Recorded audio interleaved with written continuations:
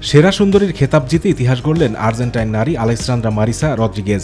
Rodriguez শুধু beauty queen নন, পেশায় তিনি একজন সাংবাদিক ও আইনজীবী। তিনি বিশ্বের প্রথম নারী যিনি ৬০ বছর বয়সে কোনো সুন্দরী প্রতিযোগিতায় বিজয়ী হলেন। বয়স শুধু একটি সংখ্যা মাত্র, তা নিয়ে বিশ্ববাসীকে প্রমাণ করেও দেখালেন।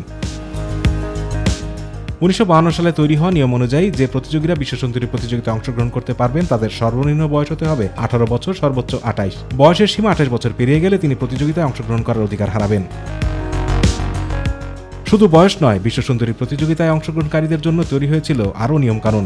মহিলা প্রতিযোগীদের অবিবাহিত হতে হবে, এমনকি তাদের কোনো সন্তান থাকলেও তারা প্রতিযোগিতায় অংশগ্রহণ করতে পারবেন না। পরে অবশ্য সেই নিয়মকানুন পরিবর্তন করা হয়। সর্বনিম্ন বয়সে কোনো পরিবর্তন করা না হলেও জানানো হয় সর্বোচ্চ ৭৩ বছর বয়স পর্যন্ত মহিলা প্রতিযোগীরা অংশগ্রহণ করতে পারবেন, তবে তাদের সন্তান থাকা চলবে না এবং অবিবাহিত হতে হবে।